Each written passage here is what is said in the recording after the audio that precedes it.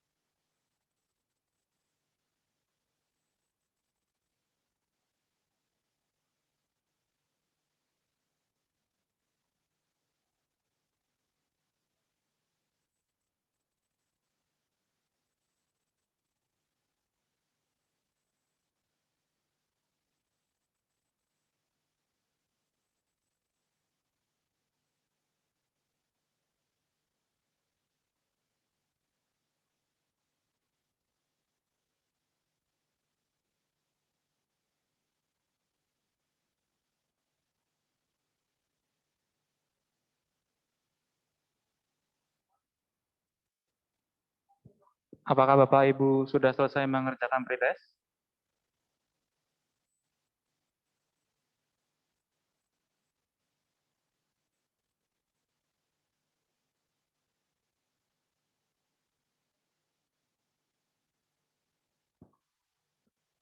Boleh di raise hand yang sudah mengerjakan pretest supaya kita tahu apakah sudah boleh dimulai atau belum. Oke, kita tunggu ya 3 menit lagi maksimal.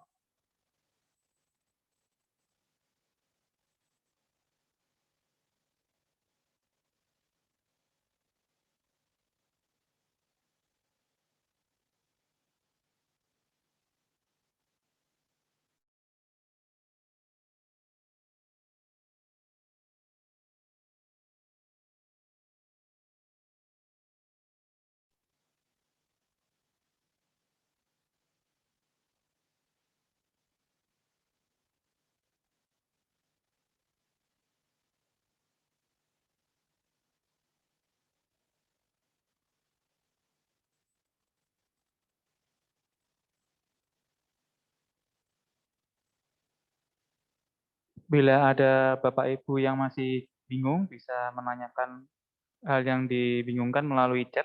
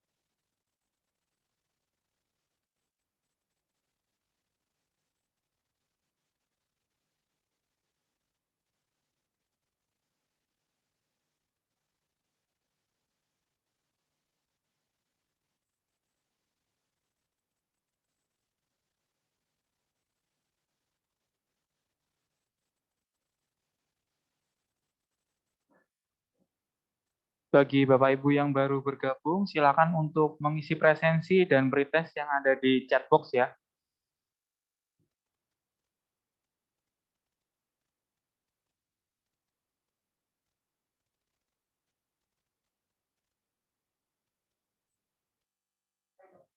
Baik, ya, baik. Bagi yang baru bergabung, bisa mengerjakan pretest-nya sambil kita mulai terlebih dahulu ya Bapak Ibu ya. Saya buka dengan pantun ya Bapak Ibu. Jalan-jalan ke PMA 2, jangan lupa mampir ke Bukit Duri. Assalamualaikum Bapak Ibu semuanya. Izinkan kami memperkenalkan diri.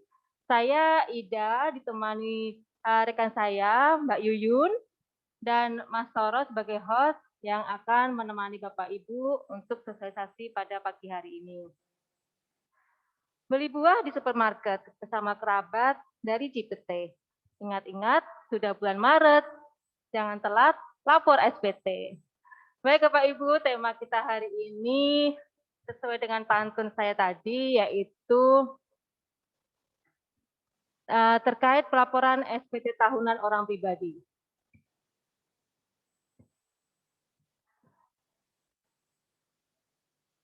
Saya ulang lagi, tema kita hari ini adalah jujur lapor SPT PPH orang pribadi, bukti cinta kita kepada negara kita tercinta Indonesia. Hari ini saya akan menyampaikan khususnya tentang pelaporan SPT tahunan orang pribadi karyawan untuk formulir 1770S dan formulir 1770SS.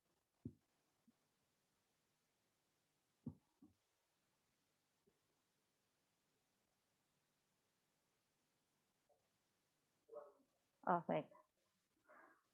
Bapak Ibu sekalian, dasar hukum dari pelaporan SPT tahunan ini ada di pasal 3 dan pasal 7 Undang-Undang KUP dan Peraturan Dirjen Pajak nomor 2 tahun 2019.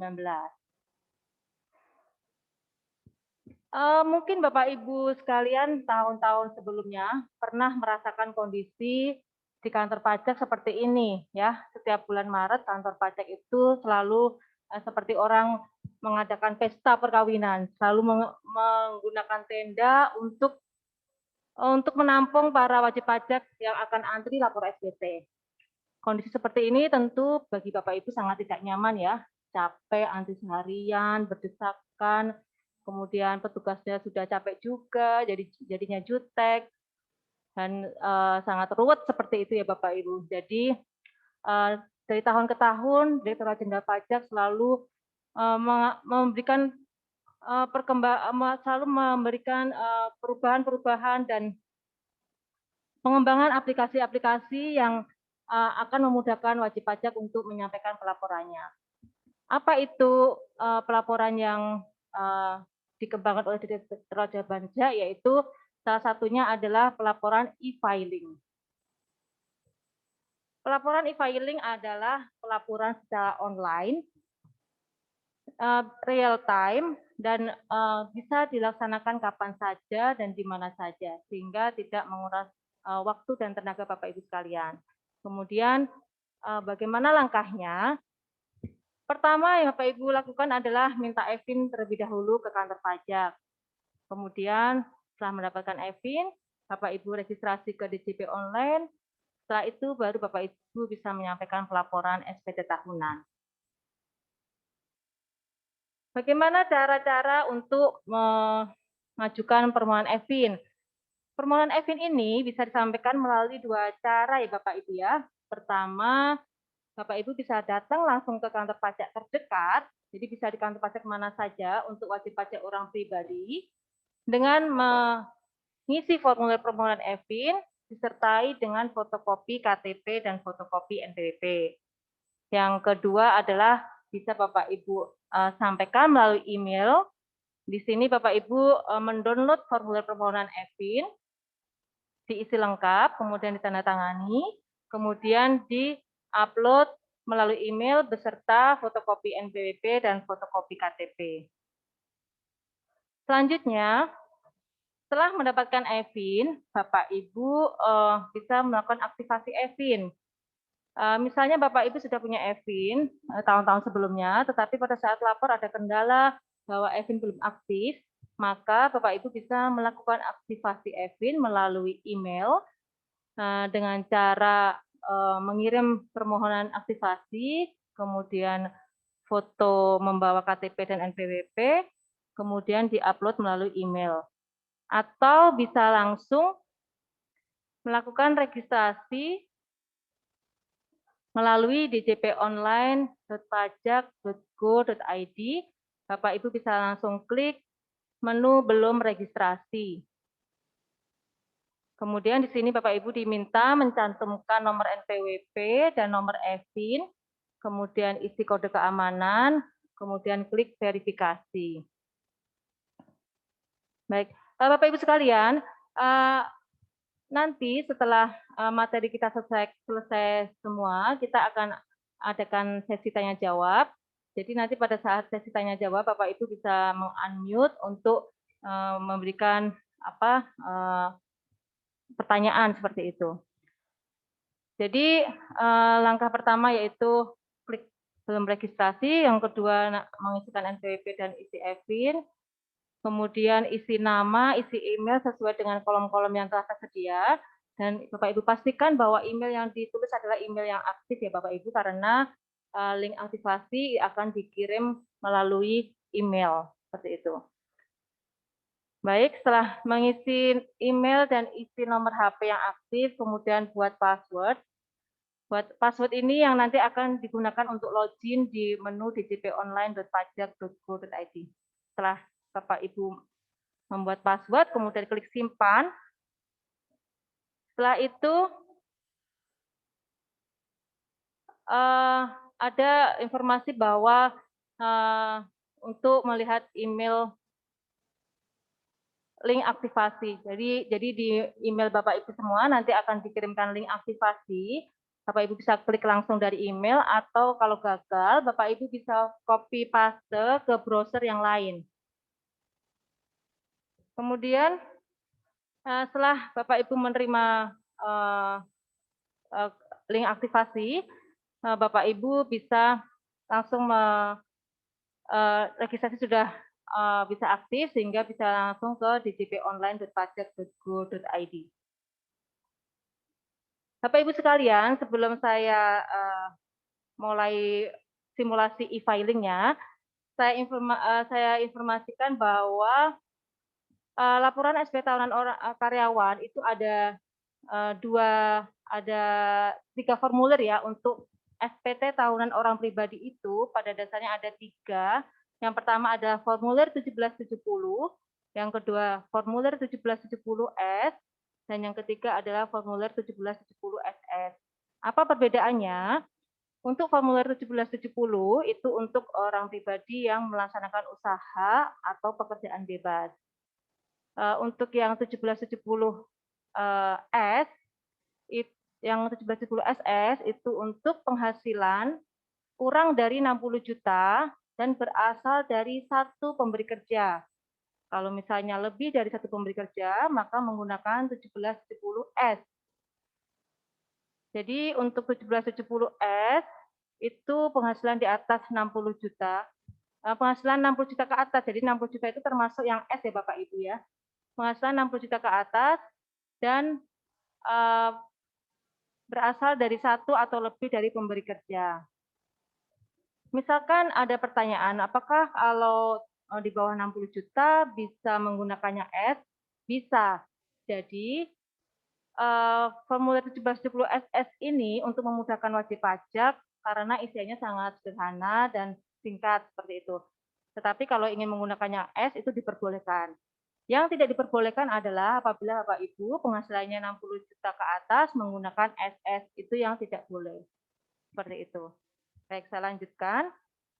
Apa yang perlu disiapkan sebelum Bapak Ibu mengisi e-filing di DJP Online? Yang pertama, Bapak Ibu siapkan bukti pemotongan pajak yaitu formulir 1721A1, kemudian daftar penghasilan yang lain kalau ada, daftar harta dan utang Bapak Ibu jumlahkan, kemudian daftar tanggungan keluarga, siapkan KK atau dokumen lainnya yang terkait. Ini adalah bentuk dari formulir 1710SS hard copy-nya ya. Jadi di sini isiannya singkat, sedikit. Langsung saja kita ke contoh. Contoh kasus, Tuan A mempunyai istri dengan seorang putra, berarti statusnya adalah K strip 1, bekerja pada satu perusahaan dan bekerja pada satu perusahaan. Pada tahun 2020 hanya bekerja pada satu perusahaan saja.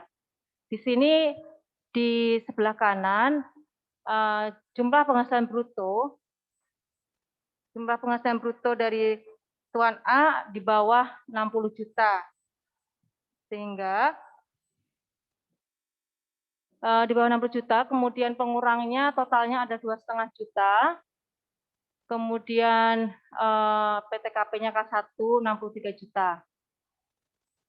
Selain mempunyai 1721A1 dari perusahaan, Tuan A ini juga mempunyai penghasilan dari sewa senilai brutonya 8 juta, kemudian pajaknya adalah 200.000. Di sini kita hanya simulasi saja Bapak Ibu ya untuk nilainya. Kalau untuk sesuai aturannya, penghasilan sewa itu tarifnya adalah 10%. Sehingga kalau penghasilan sewanya 8 juta, maka pajaknya adalah 800.000. Kemudian Tuan A mempunyai harta motor, kalung, dan perabot rumah. Kemudian hutang sisa kredit pada tahun 2020 12 juta. Baik, jadi di sini ada poin penghasilan bruto, kemudian pengurangnya, dan PTKP. Ya, nanti yang kita akan isikan di menu e-filingnya. Selanjutnya, kita langsung mulai simulasi ke e-filingnya ya Bapak Ibu ya. Yang pertama, langsung masuk ke djponline.pajak.go.id. Seperti yang kita sudah registrasi tadi, masukkan nomor NPWP, kemudian masukkan password, isi kode keamanan, kemudian klik login. Setelah itu, di menu atas itu ada dashboard, profil, bayar, dan lapor. Bapak Ibu klik lapor. Nah, kemudian di sini ada beberapa pilihan untuk pelaporan. Di sini ada e-form versi baru, e-form versi lama, dan e-filing. Apa itu e-form? E-form ini bisa digunakan untuk semua wajib pajak orang pribadi. Jadi misalnya wajib pajak karyawan dari satu pemberi kerja atau lebih dari satu pemberi kerja atau pengusaha, semua bisa menggunakan e-form. Bedanya e-form versi baru dengan versi lama, kalau yang e-form versi baru ini Bapak Ibu, itu menggunakan format PDF. Kalau e-form versi lama itu harus install viewer dulu, kemudian baru bisa di-input. Bedanya e-form sama e-filing apa? Kalau e-form itu selain jenis SPT-nya, kalau e-form pada saat pengisian Bapak Ibu bisa offline, jadi tidak harus tergantung internet. Nanti pada saat submit baru membutuhkan internet seperti itu. Kalau e-filing ini hanya khusus untuk formulir 1770 S dan SS dan dari awal sampai akhir harus menggunakan jaringan internet. Baik, kita langsung saja ke e-filing karena pada sesi ini kita fokus ke 1770S dan 1770SS.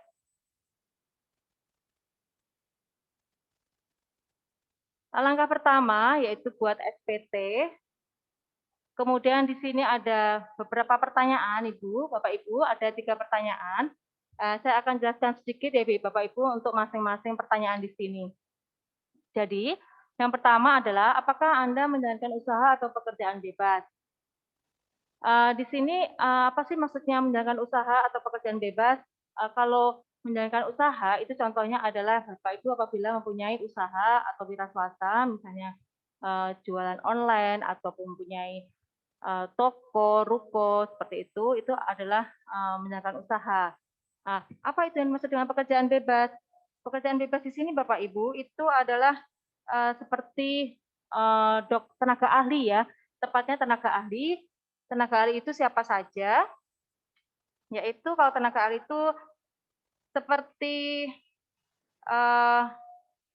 pengacara, akuntan, arsitek, dokter, konsultan, notaris, penilai, dan aktuaris itu yang disebut tenaga ahli. Dia melaksanakan pekerjaan bebas seperti itu. Apabila Bapak Ibu tidak melakukan usaha atau pekerjaan bebas, maka pilih tidak. Kemudian lanjut ke pertanyaan kedua. Apakah Anda seorang suami atau istri yang menjalankan kewajiban perpajakan terpisah atau pisah harta? Maksudnya apa di sini? Maksudnya perpajakan terpisah atau pisah harta itu apa? Jadi Bapak Ibu sekalian, apabila Bapak Ibu suami istri ingin melaksanakan kewajibannya masing-masing, maka Bapak Ibu bisa mengajukan NPWP masing-masing. Nanti pelapornya juga masing-masing, tetapi ada perhitungan penghasilannya digabungkan. Nanti ada formulir khusus untuk penghitungan wajib pajak yang memilih untuk melaksanakan kewajibannya sendiri atau pisah harta. Pisah harta ini maksudnya apa? Pisah harta ini apabila Bapak Ibu mempunyai perjanjian pisah harta yang memang disahkan oleh hukum. Nah, jadi kalau Bapak Ibu sudah mempunyai perjanjian pisah harta, maka kewajiban perpajakannya harus masing-masing, tidak bisa di salah satu, tidak bisa NPP-nya masing-masing, tidak bisa salah satu seperti itu. Untuk perhitungannya, perhitungan untuk pisah harta atau perpajakan terpisah ini perhitungannya sama, nanti ada formulanya khusus untuk perhitungannya. Ini kita informasi saja ya, jadi kita nanti tidak membahas ini. Kita langsung ke pertanyaan yang ketiga, apakah penghasilan bruto yang diperoleh setahun kurang dari 60 juta? Kalau iya, maka aplikasi akan langsung ke formulir 1770 SS. Selanjutnya, setelah masuk ke formulir, pilih tahun pajak, yaitu sekarang kita pada tahun pajak 2020, tetapi apabila Bapak Ibu belum melaporkan tahun-tahun sebelumnya, maka bisa melaporkan tahun-tahun sebelumnya. Kemudian status SPT normal atau pembetulan. Kalau baru pertama kali, Bapak Ibu pilih normal, tetapi kalau sudah pernah membuat normal, kemudian ada perubahan atau ada kesalahan, Bapak Ibu bisa membuat lagi dengan memilih pembetulan seperti itu. Dan pembetulannya juga bisa sampai tidak terbatas selama belum dilakukan pemeriksaan. Kemudian seperti contoh yang tadi, Tuan A, penghasilan Tuan A yaitu 50 juta, Bapak Ibu masukkan di nomor 1, yaitu penghasilan bruto dalam negeri sehubungan dengan pekerjaan, dan penghasilan neto dalam negeri, yaitu 50 juta. Kemudian tadi pengurangnya sudah ada di A1 tadi ya, yaitu nilainya 2,5 juta, dan PTKP-nya karena statusnya K1, maka PTKP-nya adalah 63 juta. Bapak Ibu sekalian, sebelum saya teruskan, untuk PTKP ini, apa itu PTKP? PTKP ini adalah penghasilan tidak kena pajak, yaitu batas minimal tidak kena pajak, dan ini bervariasi. Jadi bisa sampai K3. Jadi tanggungan itu maksimal 3, tidak boleh lebih. Yang bisa masuk tanggungan itu siapa saja? Bapak Ibu sekalian, kalau kita melihat Undang-Undang KUP ya pasal 7. Untuk yang dimaksud tambahan untuk setiap anggota keluarga adalah tambahan untuk setiap anggota keluarga sedarah dan keluarga semenda dalam garis keturunan lurus lurus serta anak angkat yang menjadi tanggungan sepenuhnya paling banyak 3 orang untuk setiap anggota keluarga. Jadi yang dimaksud dengan anggota keluarga yang menjadi tanggungan penuh itu apa? Yaitu anggota keluarga yang tidak mempunyai penghasilan dan seluruh biaya hidupnya ditanggung oleh wajib pajak. Jadi tidak ada batasan umur ya Bapak Ibu ya. Jadi kalau Bapak Ibu memang menanggung seluruhnya dan yang bersangkutan tidak bekerja, bisa dimasukkan sebagai tanggungan, menjadi pengurang dari penghasilan Bapak Ibu sekalian. Untuk keluarga sedarah dan semenda itu contohnya bagaimana? Nah, jadi sedarah itu lurus dan ke samping, dan semenda lurus dan ke samping. Kalau sedarah lurus itu ayah, ibu, dan anak kandung. Kalau sedarah ke samping itu saudara kandung. Kalau semenda lurus, mertua atau anak tiri. Kalau semenda ke samping itu bisa saudara ipar, seperti itu. Baik, kita lanjut saja. Setelah kita isi semua, maka karena PTKP-nya ini lebih besar daripada penghasilannya, maka penghasilan kena pajaknya 0 dan otomatis penghasilan yang terutang juga 0, sehingga status dari SPT tahunan Tuan A ini adalah PPh terutangnya nihil atau 0. Tadi disebutkan bahwa Tuan A selain mendapatkan gaji dari perusahaan, Tuan A juga memperoleh penghasilan dari sewa, dan itu dimasukkan pada bagian B, yaitu penghasilan yang dikenakan PPh final dan yang dikecualikan dari objek pajak. Bapak Ibu sekalian, apa sih yang dimaksud dengan final di sini? Jadi penghasilan final itu maksudnya penghasilan yang pada saat transaksi itu sudah langsung dipotong dan Bapak Ibu menerima bukti potong, sehingga itu dikatakan final. Jadi untuk penghasilan final ini hanya dilaporkan saja di SP tahunan Bapak Ibu, tidak mempengaruhi jumlah PPh yang terutang, seperti itu. Jadi hanya dilaporkan saja. Dan Bapak Ibu ingat bahwa apabila Bapak Ibu mempunyai bukti potong yang sudah dipotong oleh pihak lain, Bapak Ibu simpan baik-baik untuk arsip Bapak Ibu apabila suatu saat nanti ada petugas pajak yang melakukan konfirmasi atau klarifikasi. Jadi di SPT tahunan 1770 SS ini tidak ada dokumen yang diunduh, sehingga dokumen-dokumen yang terkait dengan pengisian SP tahunan Bapak Ibu bisa Bapak Ibu simpan baik-baik untuk arsip, dan nanti apabila di kemudian hari ada pertanyaan, Bapak Ibu tidak mengalami kesulitan seperti itu.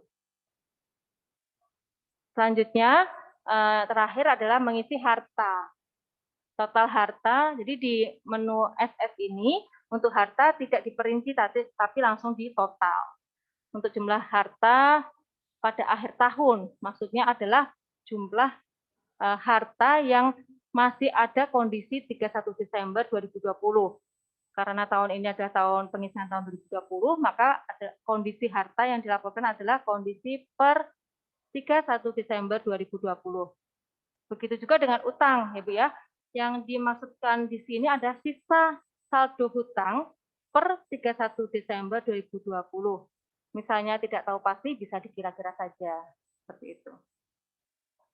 Baik, setelah Bapak Ibu memastikan isian dari awal sampai akhir lengkap, maka Bapak Ibu bisa langsung checklist, setuju, kemudian klik selanjutnya,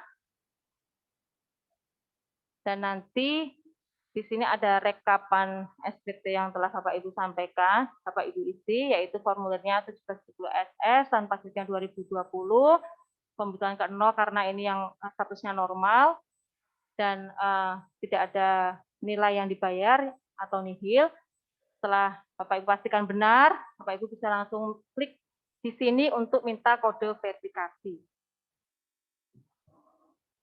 Baik, kode verifikasi ini ada dua pilihan, bisa dikirim melalui email atau nomor handphone. Ketika Bapak Ibu pilih email, maka kode verifikasi akan dikirim melalui email seperti ini. Kemudian setelah dapat kode verifikasi, langsung masukkan saja ke menu ke kolom kode verifikasi, kemudian langsung klik kirim SPT. Setelah klik kirim SPT, maka Bapak Ibu langsung menerima bukti penerimaan surat di email Bapak Ibu sekalian. Dengan menerima BPS atau bukti penerimaan surat di email Bapak Ibu sekalian, maka selesai sudah pengisian SPT tahunan orang pribadi 1770 SS. Baik, kemudian selanjutnya, nanti kalau ada pertanyaan Bapak Ibu simpan dulu ya, nanti kita teruskan materi selanjutnya, setelah selesai semua baru kita buka sesi tanya jawab. Baik Bapak Ibu sekalian, untuk selanjutnya kepada Mbak Yuyun dipersilahkan.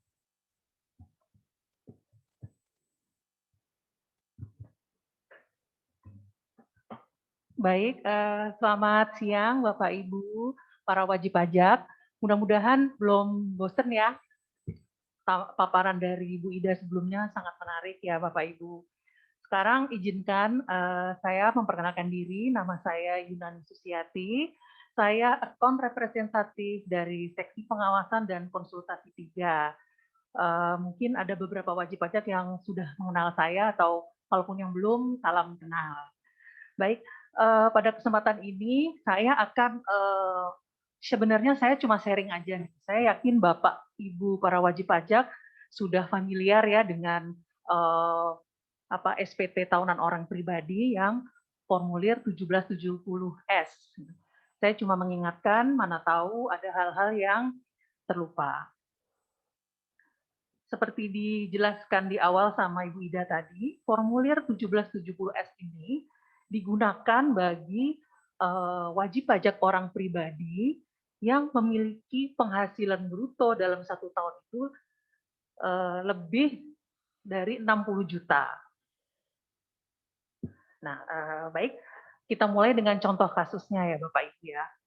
Di sini di contoh kasus, Tuan A mempunyai seorang istri dan seorang putra dengan status K1. Ini artinya Tuan A ini menikah dengan tanggungan satu orang anak. Nah, Tuan A ini dia hanya bekerja pada satu perusahaan. Berarti wajib pajak orang pribadi ini dia hanya menerima penghasilan dari satu pemberi kerja dan penghasilan dia selama 1 tahun itu, penghasilan bruto dalam 1 tahun itu lebih sama dengan atau lebih dari 60 juta.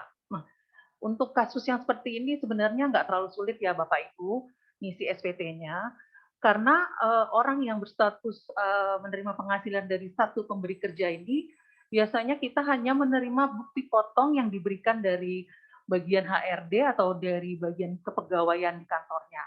Jadi semua penghasilan kita itu sudah dipotong oleh pemberi kerja kita. Nah, kewajiban kita sekarang hanya melaporkan penghasilan kita itu. Gitu. Jadi biasanya sih kalau hanya dari satu pemberi kerja, tidak ada lagi pajak yang harus dibayarkan oleh wajib pajak Bapak Ibu.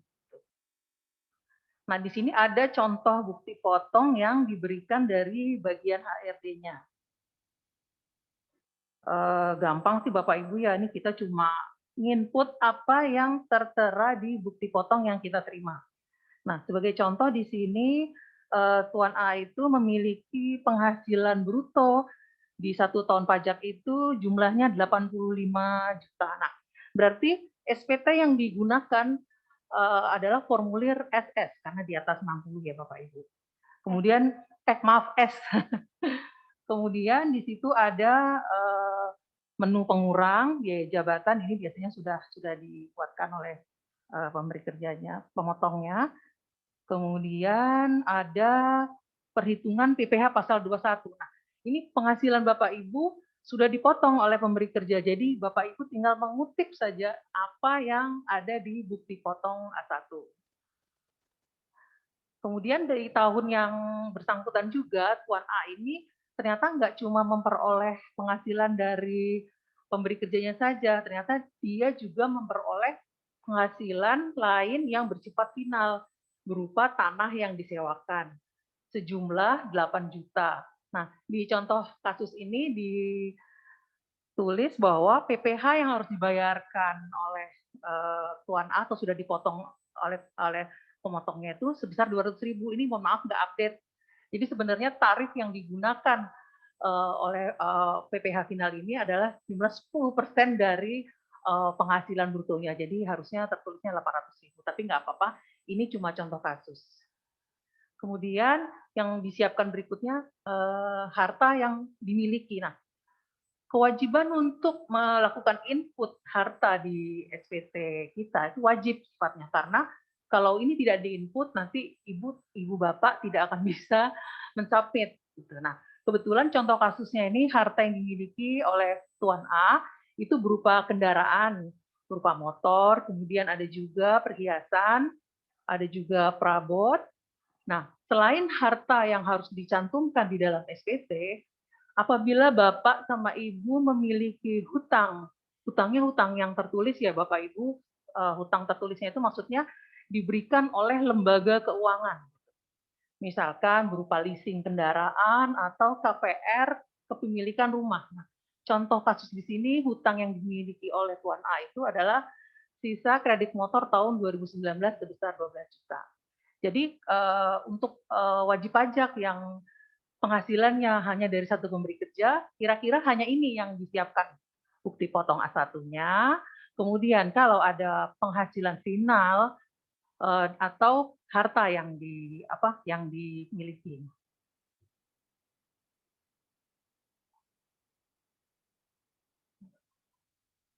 Oke, selanjutnya apabila Bapak Ibu sudah menyiapkan data-data di atas,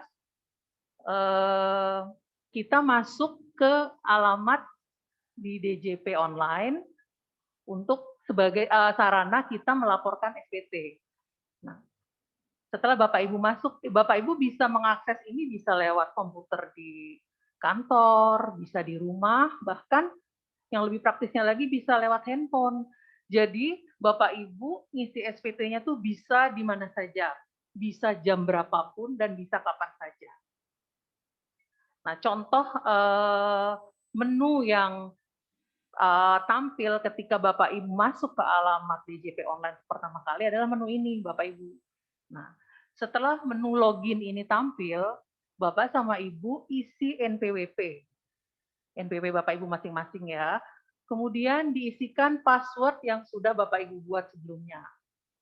Apabila passwordnya sudah betul, kemudian Bapak Ibu isi kode CAPTCHA yang setiap saat berganti-ganti. Kemudian login. Setelah ketemu menu login berhasil, ada menu seperti ini Bapak Ibu. Nah, setelah ketemu menu ini seperti yang disebutkan sebelumnya oleh Ibu Ida tadi, ada 3 bentuk SPT, bentuk e-form dan bentuk e-filing. Bentuk e-form Bapak sama Ibu gunakan apabila Bapak Ibu nggak yakin kalau koneksi internet Bapak Ibu bisa lancar. Jadi isi SPT-nya itu bisa secara offline, jadi tidak tergantung kepada koneksi internet. Baru kemudian setelah SPT-nya diisi lengkap, baru Bapak Ibu bisa laporkan melalui media e-filing. Namun kalau jaringan internet Bapak Ibu di rumah ataupun di kantor ataupun handphone Bapak Ibu cukup stabil, Bapak Ibu bisa langsung mengisinya lewat media e-filing. Karena media e-filing ini langsung terkoneksi dengan jaringan internet ketika Bapak Ibu mengisi. Bapak Ibu klik e-filing,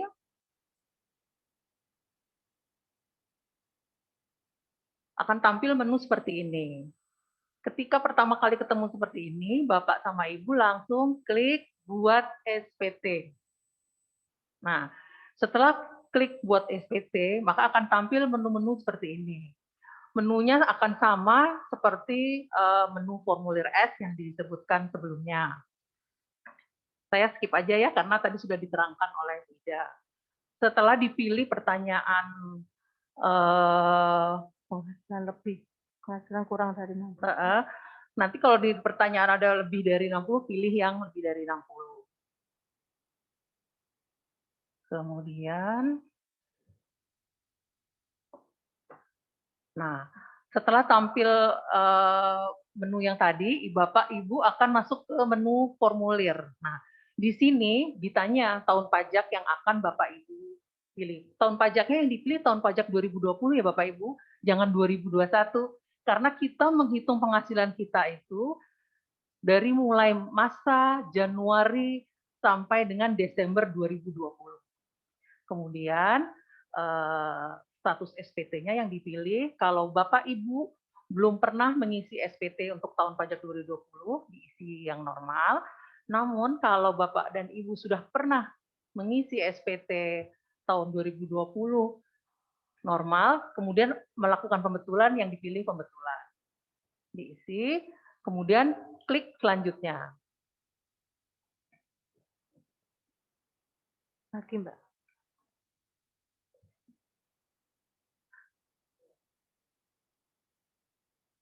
Baik.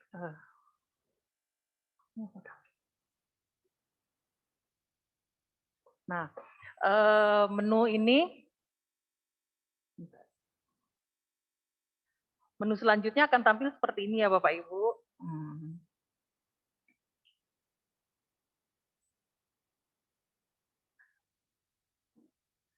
Di sini akan ditampilkan.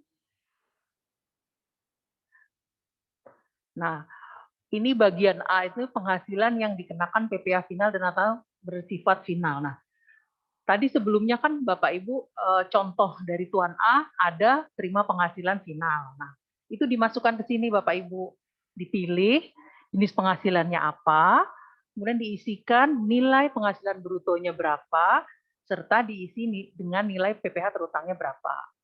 Maksudnya final di sini Bapak Ibu tidak perlu lagi membayarkan kembali atau menghitung ulang. Final itu hanya dipotong atau dipungut pada satu masa saja.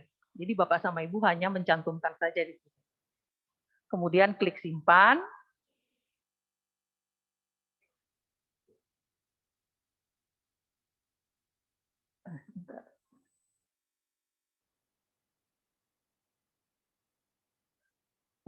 setelah semua penghasilan yang dikenakan PPh final terekam, ini nggak cuma satu Bapak Ibu. Apabila Bapak sama Ibu memiliki penghasilan final lebih dari satu, berarti harus diinput semua.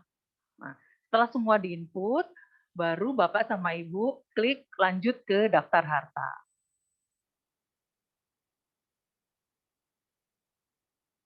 Nah, formnya akan seperti ini.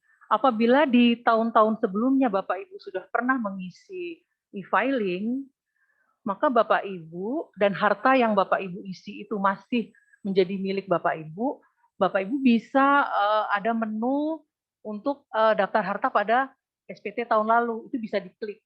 Nanti akan tampil daftar harta yang sudah Bapak Ibu isi di tahun sebelumnya. Nah, apabila di tahun ini ada daftar harta yang sudah tidak menjadi milik Bapak Ibu, itu jangan dicantumkan lagi. Atau kalau tahun ini ada penambahan harta, Bapak Ibu bisa klik tambah. Namun kalau tidak ada penambahan harta Bapak Ibu, maka Bapak Ibu bisa ambil dari menu yang harta pada SPT tahun lalu. Itu akan tampil semua. Setelah misalkan ada penambahan harta ya Bapak Ibu untuk tahun ini. Nah, Bapak Ibu bisa pilih kode harta. Di sini berisi kode-kode yang nanti ada perinciannya jenis hartanya apa. Bisa berupa harta tetap tanah, rumah, atau harta bergerak kendaraan, atau bisa dalam bentuk saham. Disesuaikan dengan jenis harta yang Bapak Ibu punya. Kemudian langkah selanjutnya setelah pilih kode harta, kode harta, diisi nama harta. Jadi itu sudah template di formulirnya Bapak Ibu. Nah, setelah dipilih nama hartanya apa, Bapak Ibu harus mengisi tahun perolehan. Tahun perolehan di sini adalah tahun di mana Bapak Ibu mendapatkan harta tersebut. Otomatis kalau ini baru tambah, berarti tahun 2020 ya Bapak Ibu. Kemudian selanjutnya diisi harga perolehan. Nah, harga perolehan ini adalah harga di mana waktu Bapak Ibu membeli. Jadi misalkan di sini contohnya sepeda motor. Diperoleh tahun 2019, harga perolehannya 15 juta. Kalaupun lupa ya kira-kira aja nilainya yang maksudnya nilai wajar gitu. Jangan sepeda motor nanti diisi 500.000 ya Bapak Ibu ya. Kemudian ada kolom keterangan. Kolom keterangan ini bisa diisi jenis kendaraan atau merek dari kendaraan. Di sini contohnya Honda Vario. Ini harusnya pesan sponsor. Oke. Setelah diisi kolom harta, klik simpan. Nah, ini kalau Bapak Ibu punya harta lebih dari satu, berarti harus dilakukan input ulang lagi dengan langkah-langkah sama. Jadi pilih kode hartanya jenisnya apa. Tadi kan di contoh awal punya harta perhiasan ya kalau nggak salah. Itu diinput semua Bapak Ibu. Termasuk sekarang kan tren naik sepeda tuh Bapak Ibu. Kalau Bapak Ibu di rumah punya sepeda, apalagi termasuk sepeda yang jenis jenis mahal ya, itu harus dicantumkan Bapak Ibu di dalam harta Bapak Ibu. Fungsinya sih bukan mau dipajekin atas sepeda itu enggak, bukan. Hanya kalau SPT itu kan seperti check and balance atas penghasilan kita Bapak Ibu. Nanti kalau Bapak Ibu klaim penghasilan Bapak Ibu misalkan di atas 100 juta, terus punya sepeda harga lebih dari 100 juta. Nah, ini bisa jadi bahan untuk check and balance kita. Tapi bukan berarti lantas Bapak Ibu harus bayar pajak dari kepemilikan sepeda itu, enggak, bukan.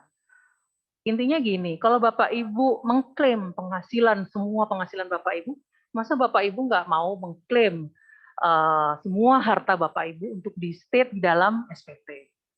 Tuh. Setelah semua harta yang Bapak Ibu miliki, Bapak Ibu input ke dalam formulir, kemudian kita klik lanjut ke daftar hutang.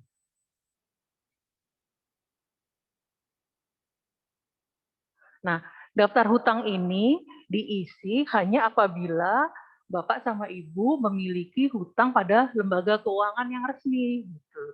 Kalau Bapak Ibu punya hutang pada teman sebelah atau tetangga sebelah yang nggak tertulis, ya sebaiknya sih nggak usah diisi ya Bapak Ibu.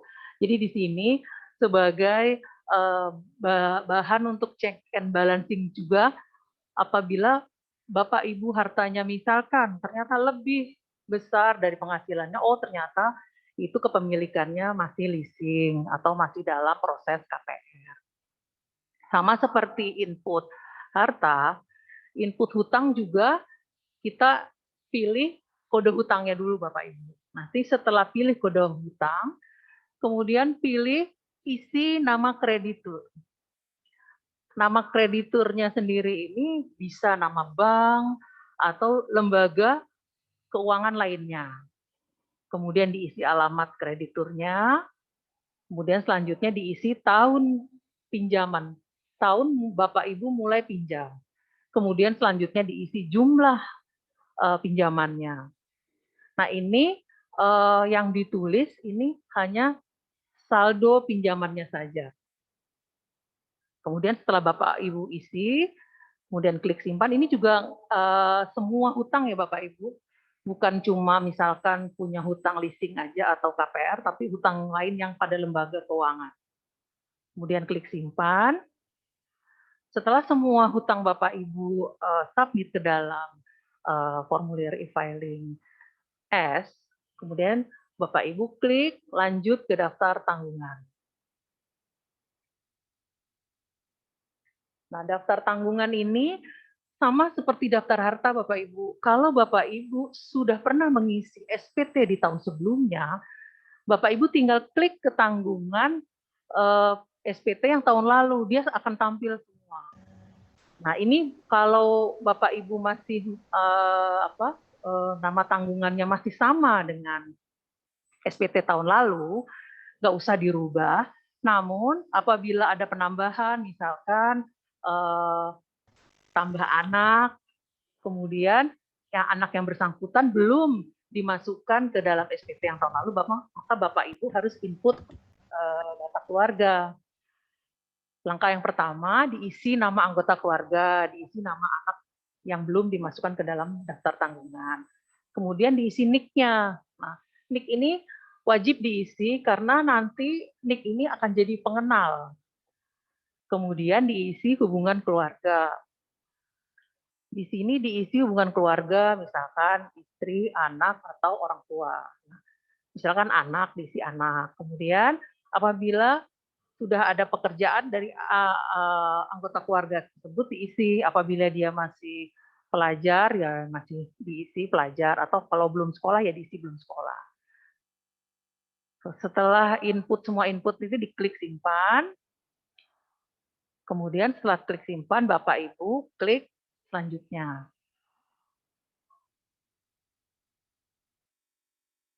Nah, setelah klik selanjutnya, maka akan tampil menu seperti ini. Di sini menu penghasilan neto dalam negeri. Nah, biasanya kalau Bapak Ibu sudah punya bukti potong dari pemberi kerja, ini akan tampil dengan sendirinya Bapak Ibu. Karena bukti potong dari pemberi kerja itu sudah terkoneksi dengan data server di DJP. Akan tampil, cuma Bapak Ibu harus cek kembali apakah sudah sesuai jumlahnya dengan bukti potong yang Bapak Ibu terima. Kemudian klik lanjut. Nah, selanjutnya diisikan penghasilan yang tidak termasuk objek pajak, seperti yang tertera di sini. Ini isi sesuai dengan kondisi Bapak Ibu. Kemudian klik selanjutnya.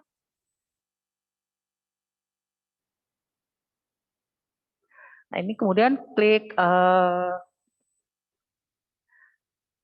daftar bukti potong. Ini biasanya sudah ada di dalam formulir kita Bapak Ibu, karena bukti potong A1-nya itu sudah terkoneksi dengan server DJP.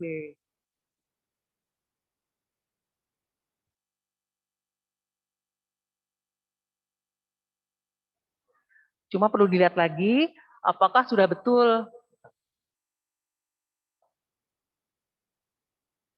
Kalau Bapak Ibu misalkan ada penghasilan lain bukti potong baru, itu ditambahkan, ditambah. Kemudian klik simpan. Setelah bukti potongnya sama dengan bukti potong A1 yang sudah Bapak Ibu terima dari pemberi kerja, kemudian klik selanjutnya. Nah, pengisian selanjutnya adalah ditanya mengenai statusnya. Nah, karena tadi Tuan A statusnya adalah K1 menikah dengan tanggungan anak, berarti pilih kawin. Apabila tadi seperti disebutkan sama Bu Ida sebelumnya, apabila ada perjanjian pisah harta, nah Bapak Ibu pilih yang perjanjian pisah harta. Kemudian setelah lengkap, klik selanjutnya. Nah, ini biasanya juga sudah terekam di dalam formulir S-nya Bapak Ibu. Jadi Bapak Ibu nggak perlu input ulang lagi. Kemudian klik lanjut. Kok mati?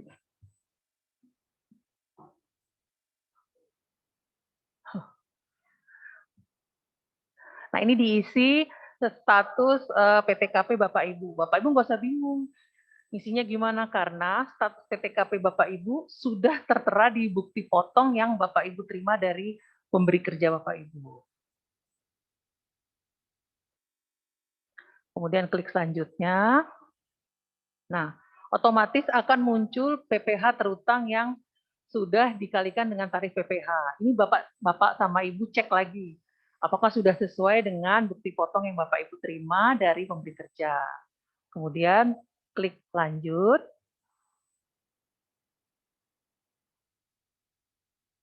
Nah, otomatis pajak yang sudah dipotong oleh pihak lain itu akan terisi, Bapak Ibu. Bapak sama Ibu tinggal ngecek lagi apakah jumlahnya sudah sesuai.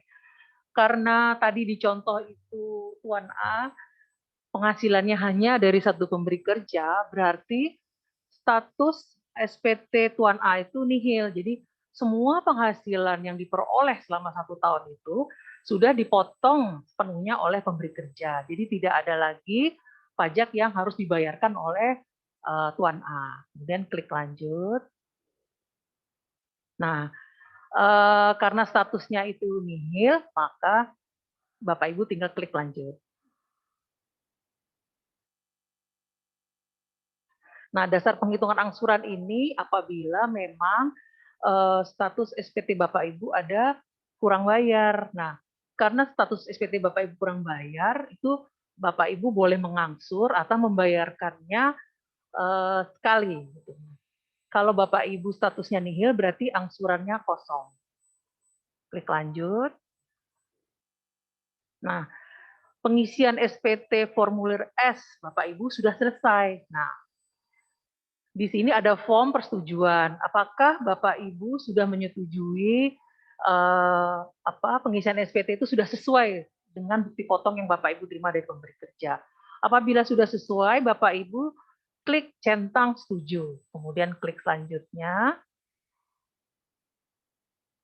Nah, akan tampil status SPT Bapak Ibu. Status SPT-nya S karena penghasilan brutonya setahun di atas 60 juta. Tahun pajaknya dicek lagi apakah sudah benar 2020. Kemudian status SPT-nya normal atau pembetulan dicek kembali. Kalau di sini tertulis pembetulan ke 0, maksudnya Bapak Ibu mensubmit SPT normal. Kalau pembetulan itu nanti akan tertulis pembetulan ke-1, ke-2, atau seterusnya. Nah, di sini ada status SPT-nya.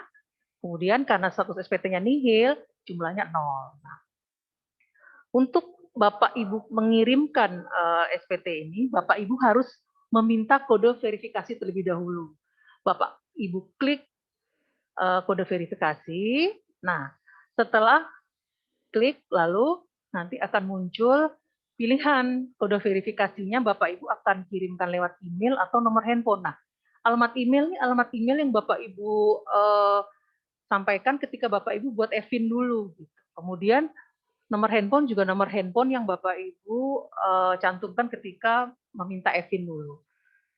Pilih salah satu email atau nomor handphone, kemudian klik OK. Setelah Bapak Ibu klik OK, nanti kode verifikasi akan dikirimkan. Kalau Bapak Ibu pilih email, Bapak Ibu buka email yang bersangkutan. Nah, kode verifikasi itu kemudian disubmit ke kode verifikasi dan klik kirim SPT. kadang-kadang suka agak lama ya Bapak Ibu. Mohon bersabar, kadang-kadang mungkin servernya masih ngantri.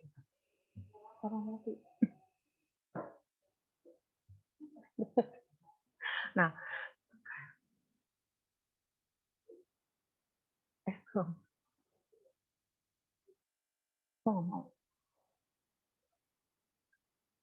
setelah ini nggak tampil di layar ya Bapak Ibu.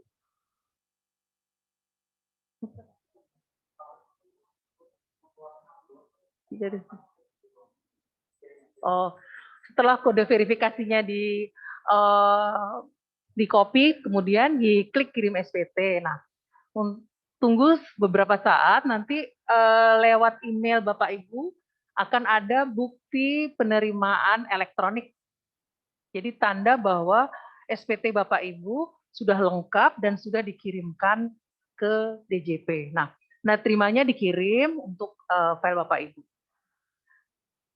Setelah Bapak Ibu terima bukti penerimaan elektronik, berarti proses pengisian dan pelaporan SPT e-filing formulir S sudah selesai.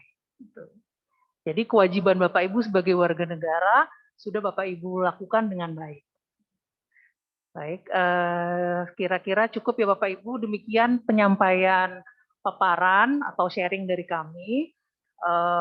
Saya cukupkan sampai di sini. Untuk selanjutnya, apabila ada pertanyaan, Bapak Ibu bisa sampaikan ke kami. Baik, saya ucapkan wassalamualaikum warahmatullahi wabarakatuh. Terima kasih. Waalaikumsalam warahmatullahi wabarakatuh.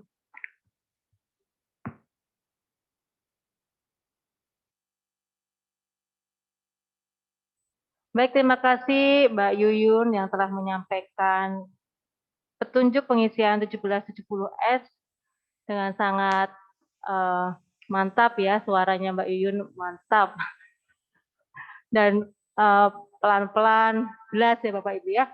Apabila ada pertanyaan, Bapak Ibu bisa raise hand atau melalui chat. Jadi sini kita sharing aja Bapak Ibu, mungkin dari Bapak Ibu sekalian sudah pernah, saat ini sudah ada yang mengirim SPT-nya, mungkin ada kendala bisa ditanyakan, atau yang belum menyampaikan SPT, mungkin ada pertanyaan yang ingin disampaikan.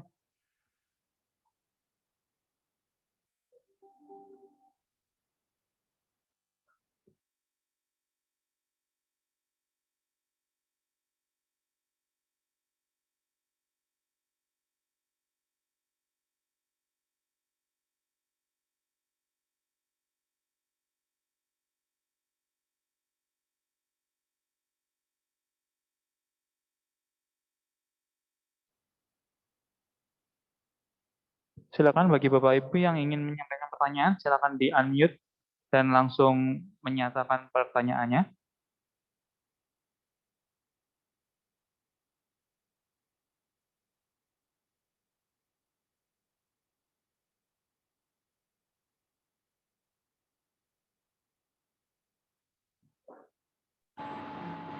Baik Bapak Ibu yang hadir di sini, apakah sudah ada yang menyampaikan SP tahunan tahun 2020? Bisa di-unmute? Sudah Bu ya? Halo. Oh, halo. Ya, selamat pagi, Bu. Ya, silakan Ibu. Dengan siapa Bu? Perkenalkan dulu nama dan nama PT-nya. Nama saya Eva Lestari dari PT Murakami Dilihat Indonesia. Murakami ya? Iya, betul. Ya. Baik. Yang ingin saya tanyakan tentang hutang ya, Bu? Kurang jelas suaranya, diulang. Harta. Harta ya, silakan. Ya, misalkan gini Bu, kita kan punya kredit rumah. Ya. Itu harta atau hutang? Kan misalkan kita kredit rumah dari tahun 2017. Baik. Itu sampai sekarang belum lunas ya? Itu masuknya kemana? Baik. Yang kedua gini Bu, misalkan ada seorang istri, dia ber-NPWP istri, jadi NPWP-nya itu nomornya 1, induk ke suami. Itu yang lapor itu suaminya aja ya, Bu? Baik. Hmm. Untuk Jadi ada laporannya dua. apa? Ya, terus ada lagi nih, Bu. Yang ketiga itu gini, Bu. Jika ada karyawan, itu masuk di Januari, misal. Bekerja sampai Juni. Di off. Nah, dia masuk lagi Oktober. Itu untuk bukti potong dan pelaporannya seperti apa? Yang keempat, kalau karyawan itu masuk pertengahan tahun, itu bagaimana pelaporannya, Bu? Baik, itu aja, Bu. Jaringan tadi. Dari bisa di unmute lagi, Bu. Bisa di videonya bisa dinyalakan kalau berkenan. Dari Marakumi ya, Murakami. Indonesia. Ya, siapa?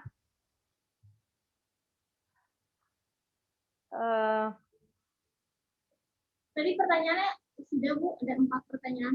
Ya. Tadi maaf tadi ada terputus-putus, kita kurang jelas. Saya jawab yang nomor pertama ya, Bu ya, tentang harta ya. Iya, betul. Ya. Harta, Ibu memperoleh harta beli tahun 2017, begitu ya. Ya. Bagaimana pelaporannya dan kredit Ibu ya, dan bagaimana pelaporan di SPD tahunan. Baik, yang pertama untuk pembelian harta kredit di tahun 2017 itu nanti masuk di kolom harta dan kolom hutang. Di kolom hartanya tadi sudah dijelaskan oleh Ibu Yuyun. Jadi masukkan nama harta adalah rumah. Nanti kodenya sesuai dengan kode yang tertera di e-filing ya, nanti ada pilihannya. Kemudian tahun perolehan ini adalah tahun beli, Bu. Mudahnya itu tahun beli ya. Jadi ketika Ibu tahun belinya tahun 2017, kan tahun 2017. Kemudian harga perolehan itu adalah harga beli. Jadi harga belinya tahun 2017 itu berapa, itu masukkan di harga perolehan. Kemudian keterangan itu bisa Ibu isi nomor sertifikat atau nomor akta jual beli. Jadi diisi keterangan yang sejelas-jelasnya ya. Jadi untuk acuan apabila Ibu mengisi beberapa rumah itu ada keterangannya, yang rumah ini yang mana itu diperjelas di kolom keterangan. Nomor sertifikat atau nomor akta jual beli atau nomor yang lain ya, Bu, yang bisa ditulis di keterangan. Itu yang harta. Kemudian bagaimana pengisian di utang? Pengisian di utangnya Ibu masukkan di kewajiban atau utang pada akhir tahun.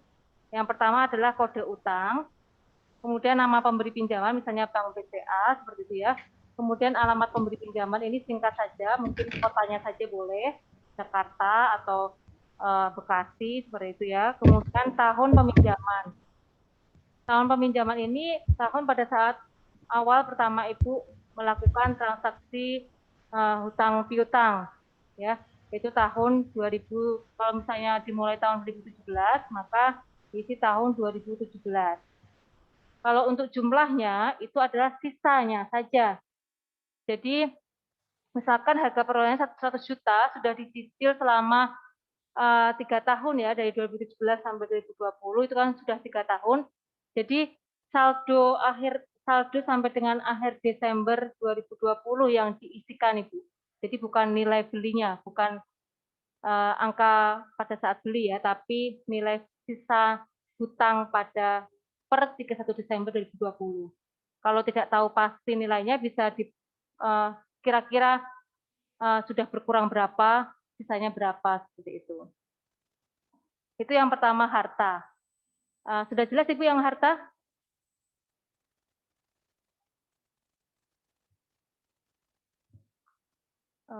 Bisa di-unmute Ibu?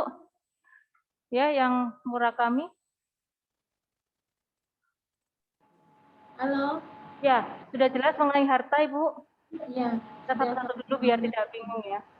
Tapi kalau misalkan hartanya itu kendaraan itu Ibu gimana? Kan penyusut ya? Sama nggak? Bagaimana? Kalau kendaraan? Iya, kalau kendaraan. Sama Bu, prinsipnya sama, caranya sama. Oh, sama ya? Ya, persis sama. Jadi kendaraan pada saat masuk ke harta dan masuk ke utang kalau misalnya utangnya masih ada. Tapi kalau utangnya sudah lunas, ya tidak perlu dimasukkan lagi di tahun 2020-nya. Yang pertama, yang kedua, tadi istri NPWP istri menginduk ke suami. Ya, Bisa diulang Ibu bagaimana? Karena tadi terputus-putus. Bisa diulang biar lebih jelas. ya jadi NPWP istri itu kan menginduk ke suami. Ya.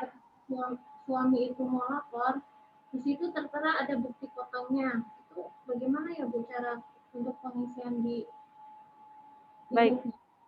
Jadi untuk istri atau suami itu tadi mempunyai NPWP masing-masing atau satu aja yang punya?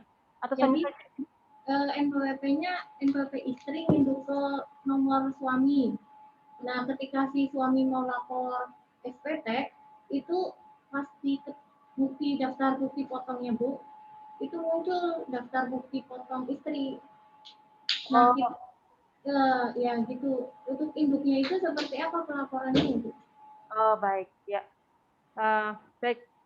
Untuk jadi saya simpulkan ya. Jadi suami istri mempunyai NPWP dan istrinya itu NPWP menginduk ke suami begitu ya. Tetapi di sini suami tidak ada bukti potong Ibu ya, atau berarti tidak bekerja seperti itu?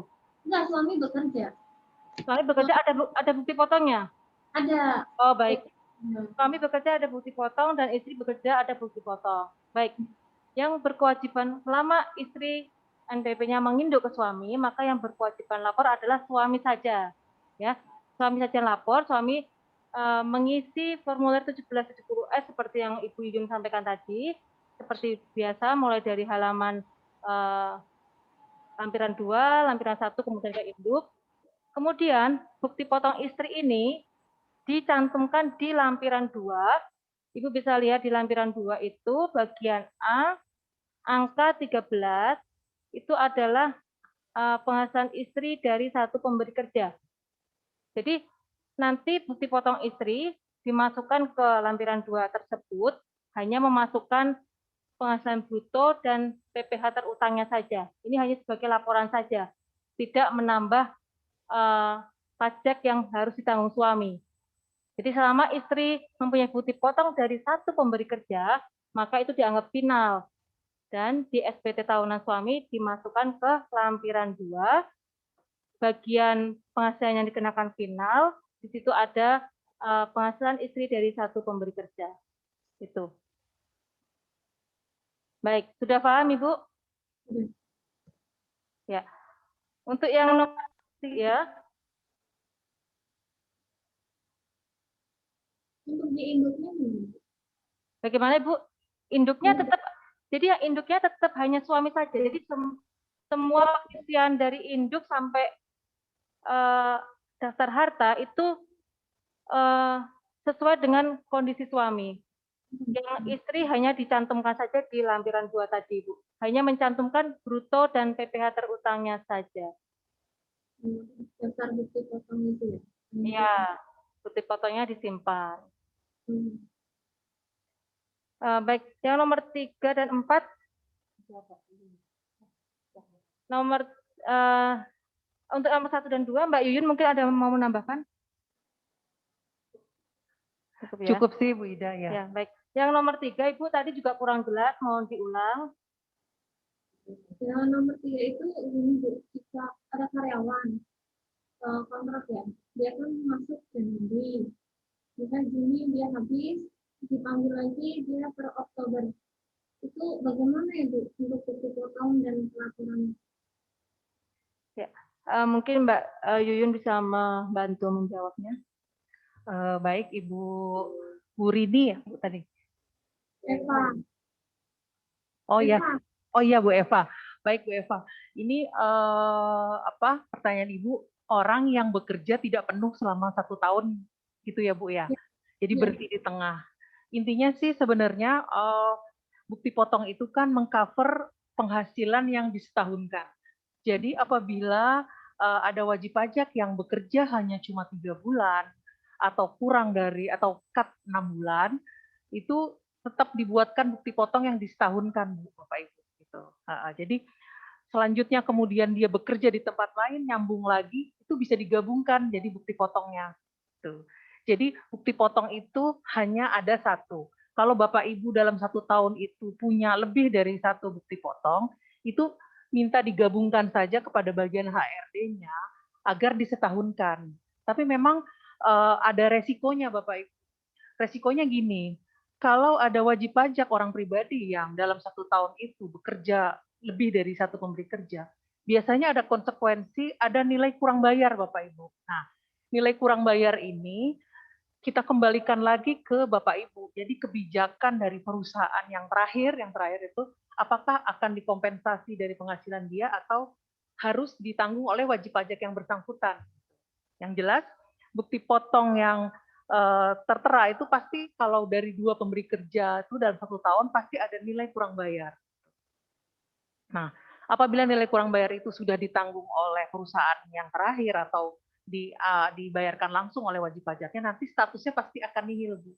Jadi harus tetap digabungkan kalau bekerja di 2 tempat atau 2 perusahaan yang berbeda. Namun kalau hanya dari satu pemberi kerja, nggak full selama 12 bulan, itu tetap dibuatkan bukti potong yang disetahunkan. Begitu kira-kira. Sudah jelas, Ibu? Berarti bukti potongnya yang satu ya? Gimana, Ibu? Bukti potong yang dikasih ke pemberi kerja yang disetahunkan saja ya satu? Iya. Ya pokoknya gitu aja, Bu.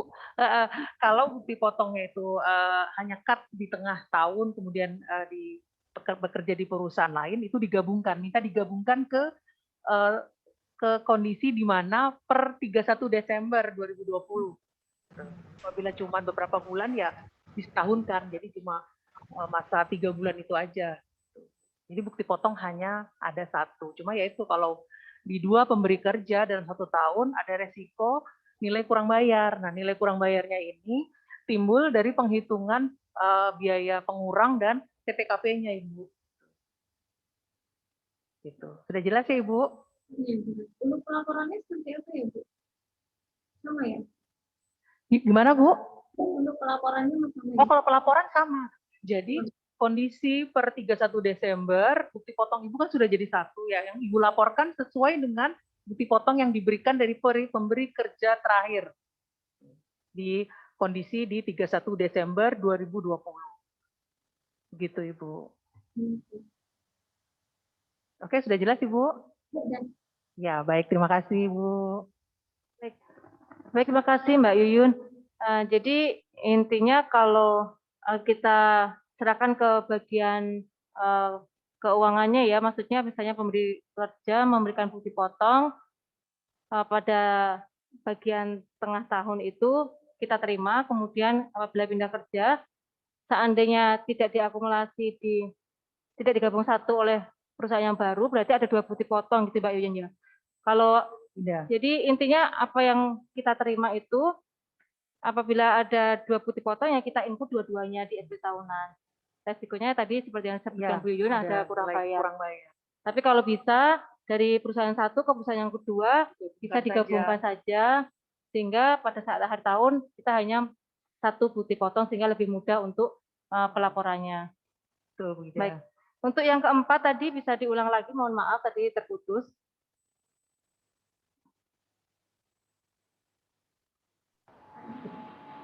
Tadi hampir mirip itu. Hampir mirip sama ya. Oh iya, yang ketiga tadi. Ya. Baik.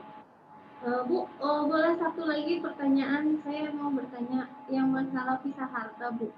Itu kan tadi Ibu dijelaskan kalau pisah harta itu mempunyai 2 NPWP yang masing-masing dan mempunyai perjanjian ya. Tapi kalau misalkan nggak punya NPWP-nya masing-masing, tapi dia nggak mempunyai perjanjian pisah harta, itu bagaimana, Bu? Baik, ya saya coba jawab. Jadi begini, NPWP masing-masing ini, jadi suami istri yang sama-sama bekerja bisa memilih dua pilihan. Yang pertama, apabila tidak mempunyai perjanjian pisah harta secara hukum, maka boleh memilih untuk melaksanakan kewajibannya masing-masing. Jadi suami istri walaupun tidak ada pisah harta tapi ingin melaksanakan kewajibannya masing-masing, maka boleh mengajukan NPWP masing-masing. pelaporannya masing-masing, tetapi nanti ada perhitungan penghasilan yang digabungkan. Jadi suami istri yang tidak mempunyai pisah harta ada dua pilihan. Pertama, memilih untuk menggunakan NPWP masing-masing, atau yang kedua, hanya istri menginduk ke suami, hanya satu NPWP. Jadi satu NPWP ini suami dan istri NPWP-nya sama. Bisa memilih dua pilihan itu, Ibu. Kalau yang pisah harta, ada perjanjian secara hukum pisah harta, wajib memiliki NPWP masing-masing. Seperti itu. Baik, ada tambahan Mbak Yuyun? Cukup Bu Ida. Baik. Baik, penanya yang lain dari chat ya. Baik. Apakah untuk permintaan Evin untuk sekarang bisa kolektif karena ada karyawan yang mengajukan permintaan Evin sampai sekarang belum apa Ibu?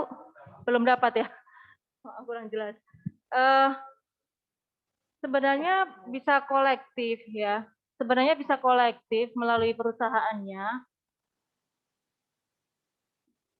Jadi ini sebenarnya bisa kolektif Ibu, kalau sesuai ketentuan bisa. Cuman karena yang bersangkutan sudah pernah mengajukan tetapi sampai sekarang belum mendapatkan ya.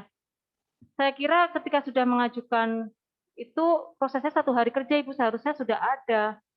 Mungkin miskomunikasi aja dengan kantor pajaknya.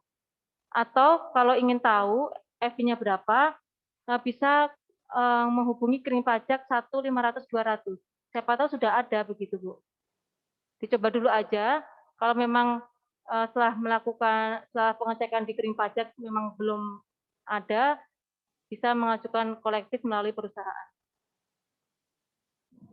Selanjutnya, berikut kami, apakah harta istri juga dicantumkan pada daftar harta NPWP, harta NPWP menginduk ke NPWP suami?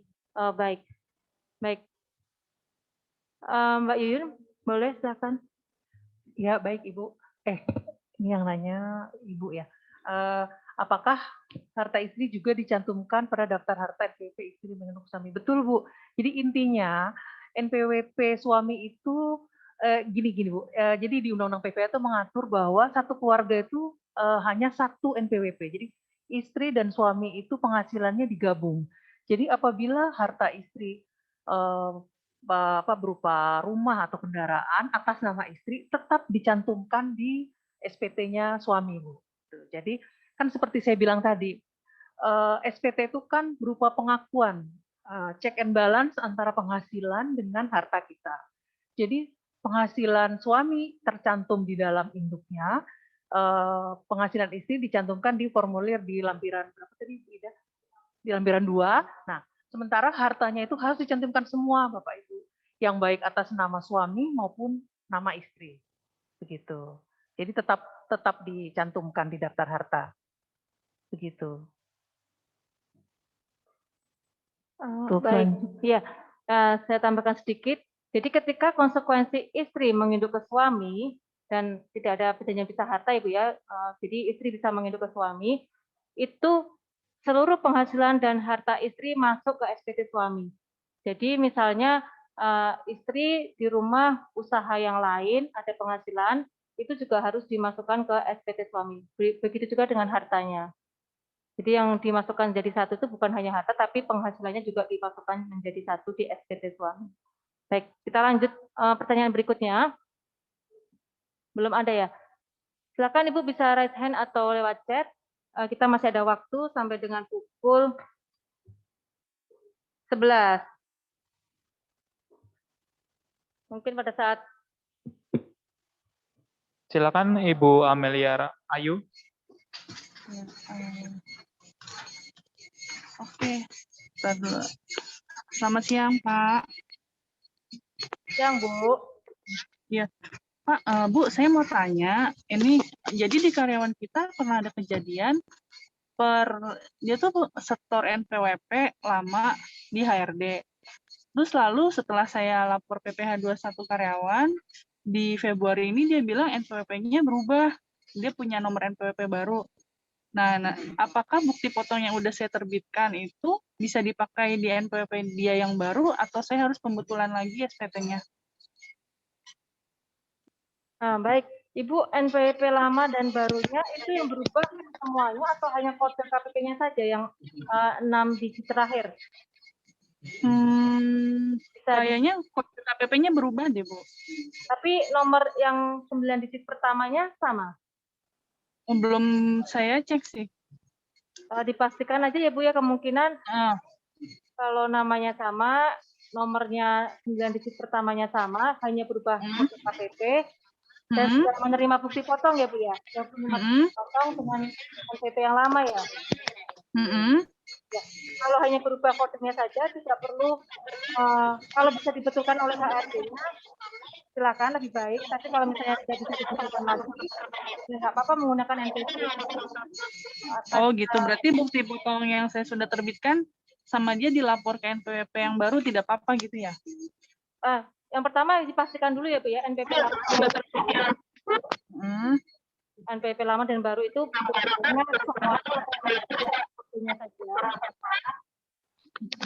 Kalau fotonya saja bisa lanjut aja. Maksudnya kode KPP-nya sama bisa langsung dilanjut gitu ya? Kalau 9 digit pertamanya sama, bisa dilanjutkan. Oh gitu. Ya udah, oke, terima kasih. Baik. Ada lagi Bapak Ibu?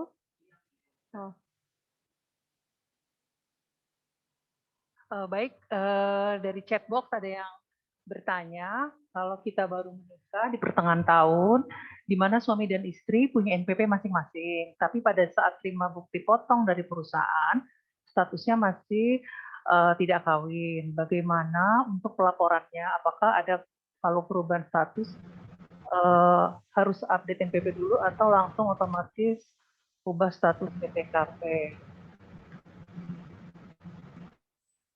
Gimana?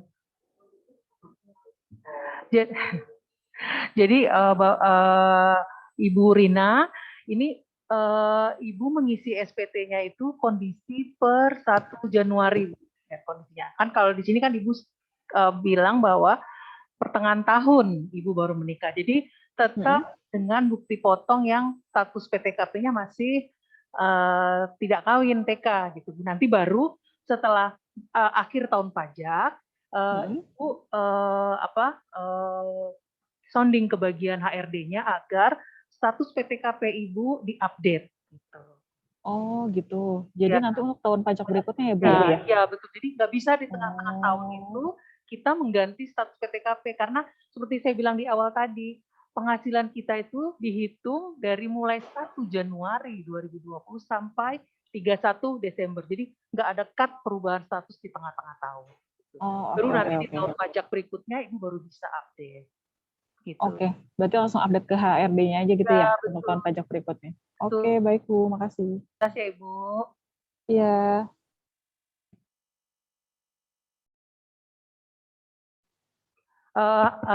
Bu Rina mau ditambahin lagi. Ini Bu Rina kan statusnya menikah ya Bu. Nah, seperti dicantumkan dalam Undang-Undang PPH bahwa NPWP-nya itu 1 kalau sudah berkeluarga. Jadi Bu Rina itu harusnya melakukan penggabungan NPWP ke suami. Jadi NPWP yang sudah Bu Rina punya ketika Bu Rina statusnya masih tidak kawin itu dimohonkan untuk dihapuskan ke KPP tempat di mana Bu Rina terdaftar. Jadi NPWP Bu Rina itu gabung dengan NPWP suami. Oh, kalau sudah menikah itu ya peraturannya harus digabung ya? Kecuali kalau Ibu punya perjanjian pisah harta seperti yang disebutkan Bu Ida di awal tadi. Gitu. Ya, untuk memilih melakukan kewajiban perpajakannya sendiri gitu. Tapi biasanya sih harus ada bukti legalitasnya ya Bu berupa pisah harta. Ya intinya sebenarnya Undang-Undang PPH itu mengarahkan bahwa satu keluarga itu suami istri itu NPWP-nya 1 gitu. Oh, jadi bukti potongnya nanti dilaporin di SPT-nya suami betul, gitu ya? Peraturan 2 betul Bu. Oke Bu, baik Bu. Ya baik. Baik. Bu. Saya tambahkan dikit ya, apabila Ibu Rina berkeinginan untuk menggabung ke suami dan tidak memilih melaksanakan kewajibannya sendiri, seperti yang disampaikan Bu Yuyun, bisa mengajukan penghapusan. Kemudian yang disampaikan ke HRD-nya untuk bukti potong Bu Rina menggunakan NPWP suami, seperti itu. Kalau untuk penghapusan sendiri itu bisa lewat DJP online nggak sih Bu? Apa tetap harus tetap muka gitu ya? begini, untuk penghapusan itu nanti bisa download formulirnya, bisa download formulir ke DJP online, kemudian bisa dikirim melalui pos tercatat. Gitu. Jadi penghapusan dilampirkan, diisi lengkap, ditandatanganin, alasannya menggabung ke suami gitu ya. Ada beberapa alasan di menu penghapusan itu. Kemudian dilampirkan fotokopi KTP ibu, KTP suami, KK, NPP ibu, dan NPP suami. Itu Bu. Oke. Berarti di HRD juga NPP yang disampaikan NPP suami kita ya? Kalau udah Kalau digabungin. misalnya NPP ibu sudah dihapuskan ya. Iya. Kalau belum dihapus ya berarti masih menggunakan NPP ibu sendiri, seperti itu. Oke Bu, udah cukup jelas. Ada lagi yang bertanya? Silakan, masih ada waktu. Mas Sabto Prasetyo, silakan.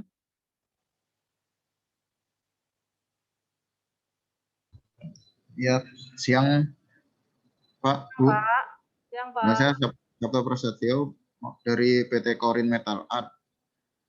Mau tanya mengenai di lampiran A1 Bu, untuk poin setelah COVID ini kan ada stimulus DTP ya, PPh 21. Nah, itu untuk poin PPh 21 yang DTP-nya ditaruhnya di sebelah mana ya Bu? Soalnya pada saat pembuatan lampiran A1 itu tidak ada ya untuk Baik. yang PPh 21 DTP. Baik Pak Sabto, saya coba menjawab ya. Mungkin itu aja saya tanyakan, terima kasih. Baik, terima kasih Pak Sabto, saya coba menjawab. Di 1721A1 terkait insentif ini, dimasukkan ke menu ini Bapak, 20 yang dipotong dilunasi dengan SSP yang ditanggung pemerintah. Masuk itu Ya. Pak. Iya, masuk di situ aja. Oh, jadi yang maksudnya di itu pemerintah aja gitu langsung. Betul, iya. Itu aja perbedaannya. Kalau misal ternyata nggak dimasukin ke situ, ternyata kayak normal biasa itu gimana itu, Bu? Ngaruh nggak ntar? Jadi ini ya, 21 terutangnya misalnya 200.000, kemudian yang sudah dilunasi 200.000 seperti itu ya. Ya, iya. Ini nggak dicantumkan rinciannya begitu ya. Iya. Itu juga. Tidak masalah sih Pak, yang pasti ini kan sebenarnya rincian ini kan untuk memperjelas dari perusahaan, sebagian dapat insentif, sebagian tidak gitu aja ya.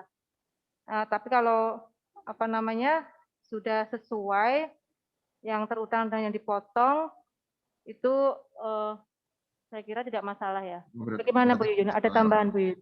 Ya, nggak apa-apa sih Pak. Intinya kan itu cuma sebagai apa ya, informasi saja Pak. Berapa sih sebenarnya yang real yang diterima pegawai dan berapa yang memang diberikan insentif, gitu aja sih Pak. Jadi nggak apa-apa. Makasih banyak Bu. Ya, Baik sama-sama, Pak Sabto, terima kasih. Ada lagi Bapak Ibu?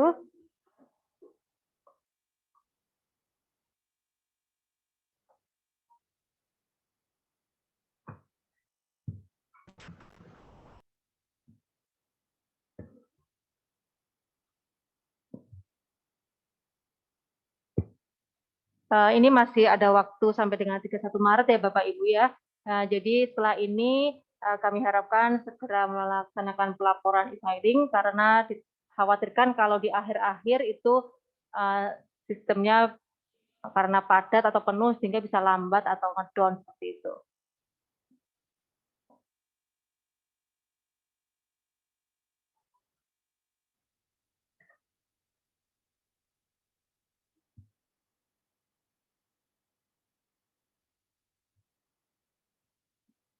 Sudah cukup jelas ya Bapak Ibu ya.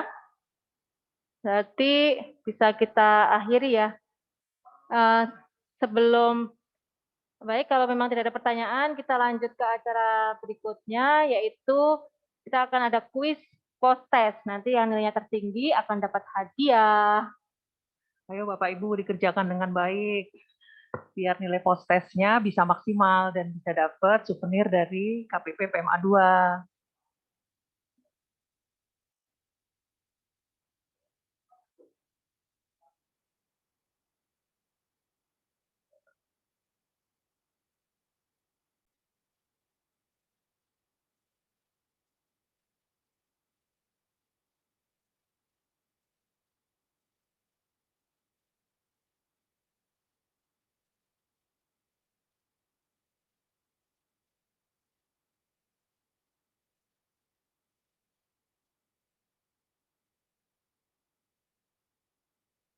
Silakan Bapak Ibu untuk masuk ke quizzes.com dan kemudian join dengan kode 223370. Silakan Bapak Ibu ditunggu untuk melakukan post testnya. Terima kasih.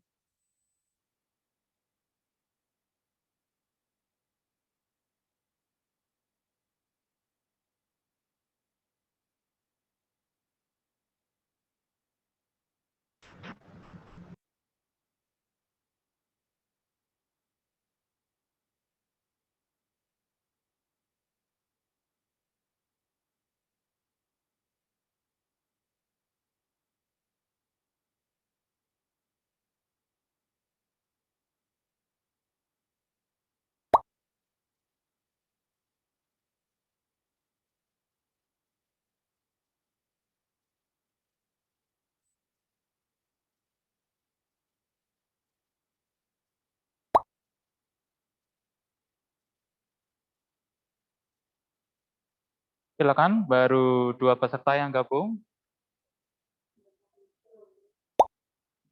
Link untuk proses sudah kita share di chat box ya Bapak Ibu. Dan kodenya 223370.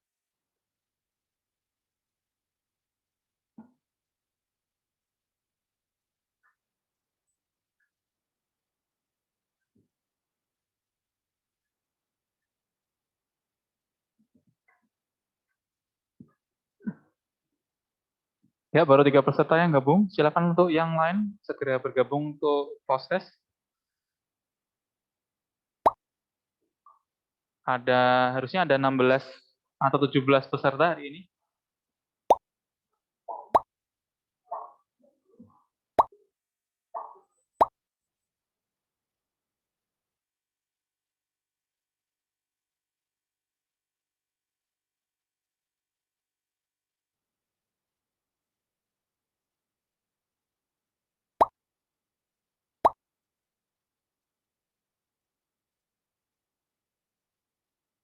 Sudah 10 orang yang gabung, masih kita tunggu.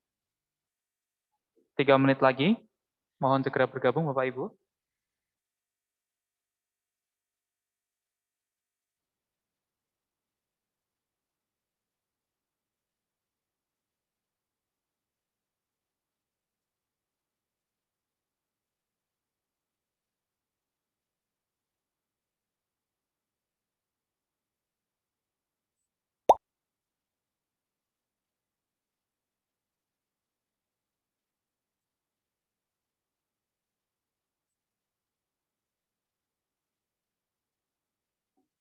Ya, sudah 11 orang, masih kurang beberapa lagi. Kita tunggu 1 menit lagi ya Bapak Ibu untuk segera bergabung.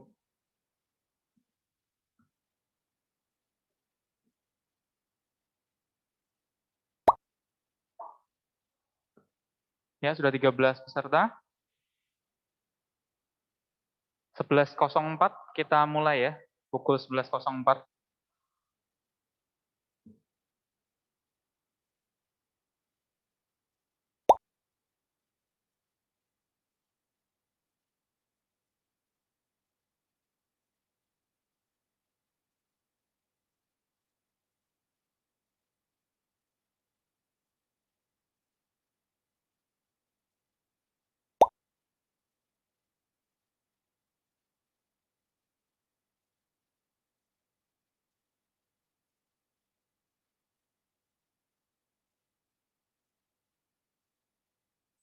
Ayo Bapak Ibu, semangat kuisnya. Ayo, souvenirnya menanti Bapak Ibu. Ya, sudah 11.04, kita mulai dalam hitungan 10, 9, 8, 7, 6, 5, 4, 3, 2, 1. Selamat mengerjakan Bapak Ibu.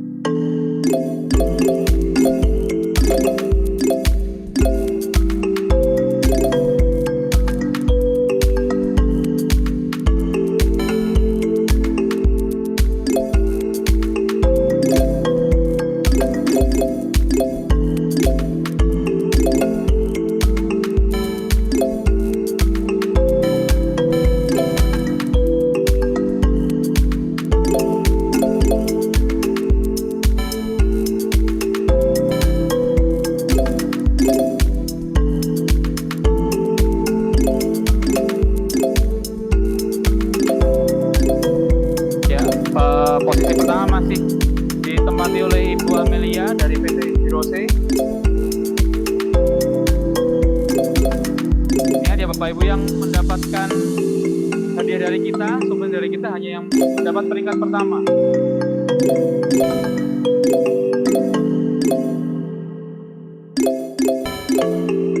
Ya, masih pemimpin klasemen masih Ibu Amelia dari PT Hirose.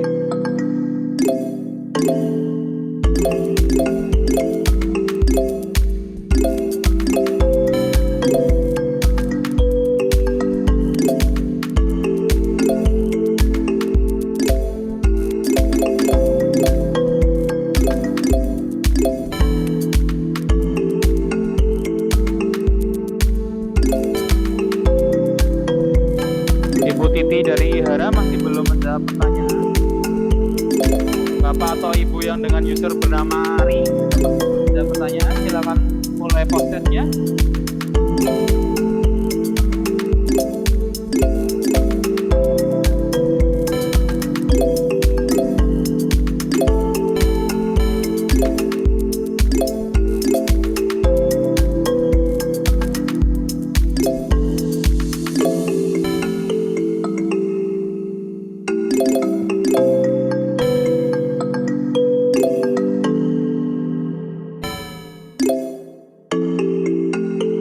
Pak pemimpin klasemen sekarang dipegang oleh Ibu Rini Nuraini. Wah, kembali digeser oleh Bapak atau Ibu Cranberry. Kepada akun Ri dan akun yang bernama Titi dari PT IHARA boleh melakukan post testnya.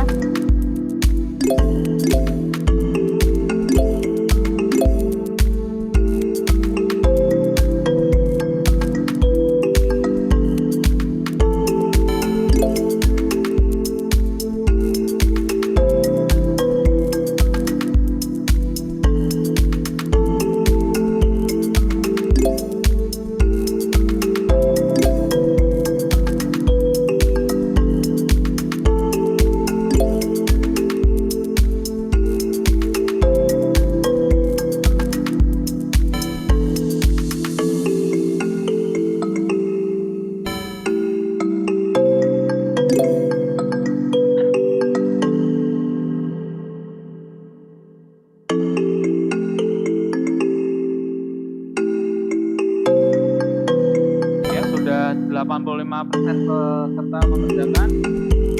Kita hitung mundur saja ya. 10,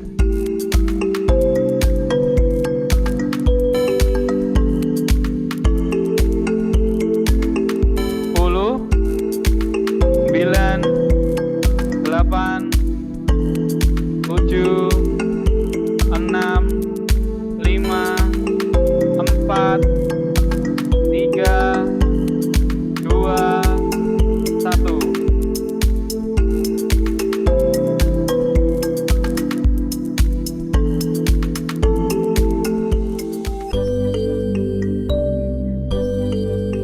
Ya, pemenangnya adalah pemilik akun Cranberry.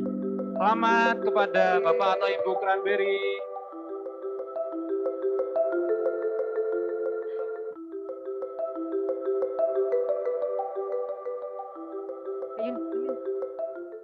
Baik, untuk pemilik akun Cranberry bisa ditunjukin videonya Bapak atau Ibu? Dari PT mana Pak, Ibu? Halo, Bapak Ibu. Pemilik Dari akun. Murakami, Bu. Dari PT Murakami, Deloitte Indonesia. Ya. Iya. Ya, Bu Eva. Eva. Ya, Bu Eva lagi. Wah, mantap Bu Ya. Eva. Ya, Bu. Tadi. Dia sahabat Bu Eva. Selamat ya, Bu. Terima kasih. Yeay, menang kita. Baik, Bapak Ibu sekalian. Banyak, Bu. Berapa Ya. juta? Terima kasih sudah mengikuti sosialisasi pada pagi hari ini, sudah menyempatkan waktunya, tenaganya untuk mengikuti acara pada pagi hari ini. Sebelum kita tutup, kami mohon kesediaan waktunya untuk memberikan evaluasi di menu chat, bisa linknya di menu chat untuk perbaikan kami ke depan. Silakan Bapak Ibu, kami beri waktu. Kami beri waktu 5 menit lah ya. Oh ya, ya. Jadi nanti evaluasinya kami tunggu. setelah penutupan juga bisa diisi. Jadi nggak harus sekarang, tapi kami harapkan evaluasi ini untuk perbaikan kami ke depannya. Ya, berakhirnya acara pada pagi hari ini, berakhirnya pengisian SPT tahunan 1710S dan SS, maka berakhir pula acara pada pagi hari ini. Sebelum saya tutup, saya akan berpantun dulu. Jalan-jalan ke Eropa, jangan lupa mampir ke Jerman. Sekian dari Toro, Mbak Yuyun, dan Ida. Sampai jumpa di lain kesempatan. Terima kasih, mohon maaf apabila ada kekurangan. Wassalamualaikum warahmatullahi wabarakatuh. Waalaikumsalam. Terima kasih Bapak Ibu. Terima kasih Bapak Ibu. Sampai ketemu lagi. Jangan lupa evaluasinya Bapak Ibu, kami tunggu. Bapak Ibu boleh dipersilakan untuk meninggalkan meeting, tapi jangan lupa untuk mengisi kuesioner evaluasi pada link yang telah kami share pada chat box. Terima kasih. Selamat siang dan selamat beraktivitas kembali.